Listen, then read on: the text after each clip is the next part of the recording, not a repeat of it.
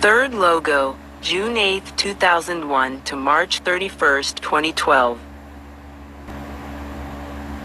Visuals. There are two variations for this logo. June 8, 2001 to March 31, 2012, custom variant.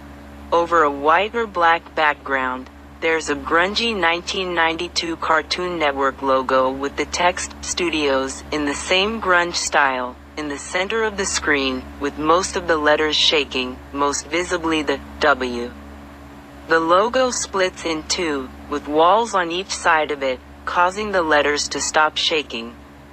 Then, one of the custom animations plays in the box. See, logo variations, and the logo then closes itself. Sometimes, this variant would have a black background instead of the usual white one. August 3, 2001 to November 20, 2009, standard variant. Over a white background, a green laser goes to the right, revealing the same grungy 1992 Cartoon Network logo via wipe effect, causing it to stop blinking. The laser then goes to the left, and reveals the same Studios text. Then, the laser disappears. Variants. See this page for variants. Bylines. 2001 to 2005.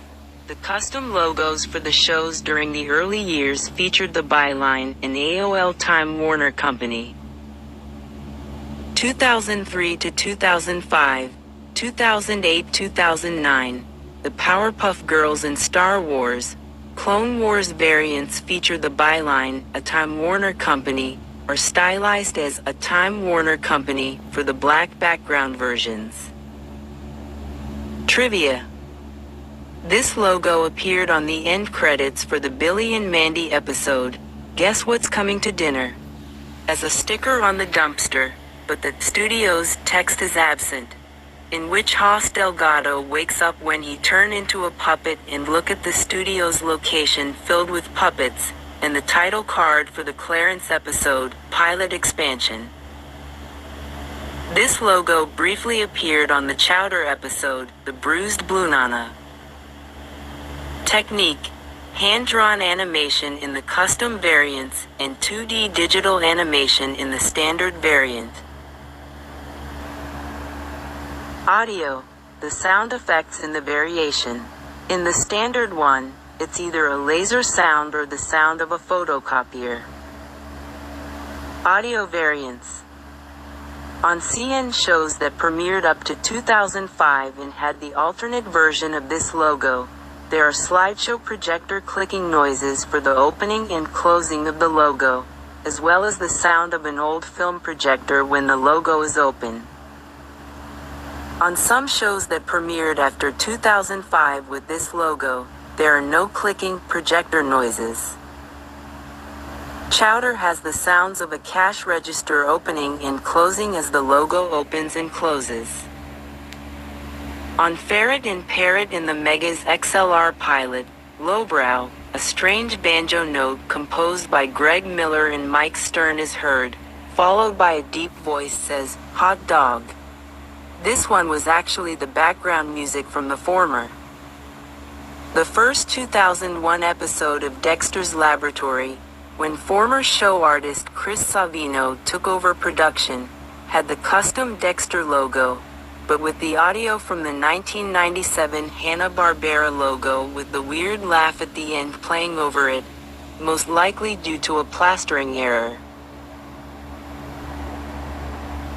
Some shows or pilots feature a one-liner from the episode or short.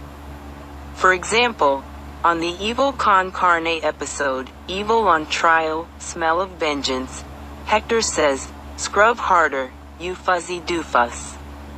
Another example, on an episode of The Life and Times of Juniper Lee, Tebow says, "Lemur.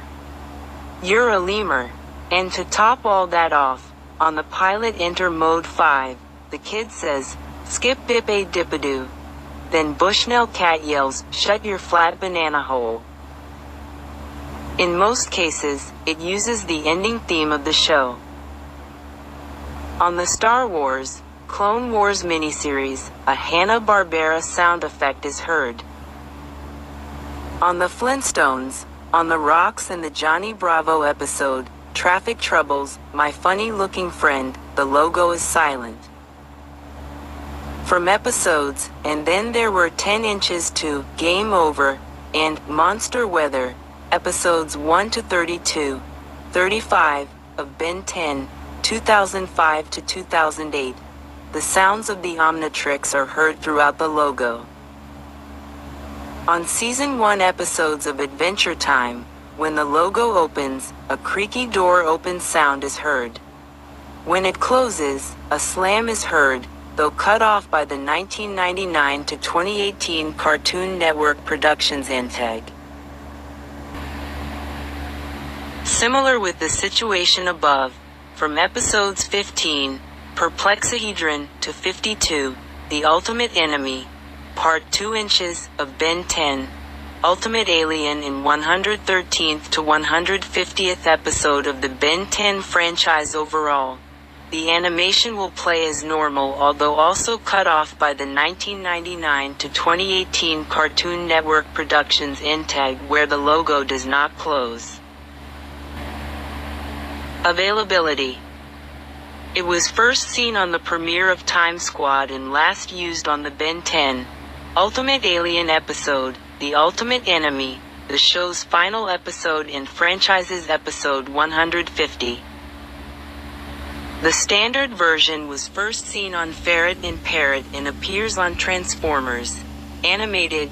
Now Discovery Family airings cut this out, though. Whatever happened to Robot Jones?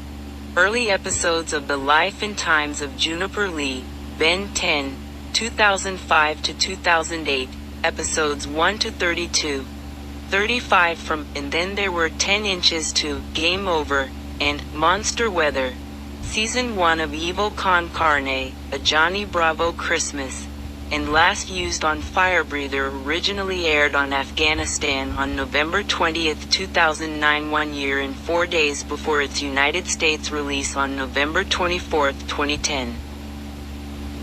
Juniper Lee, which this logo was used on, used to be available on Prime Video, but it no longer is today. However, it's still listed. It was also on the Boomerang streaming service, but WBD announced it would be shutting down in September 2024, making the show no longer available to watch legally outside of the internet. Some of the variations during the Cartoons mid-2000s era were rare and hard to find because the shows that they were on are hardly reran nowadays, until the debut of HBO Max.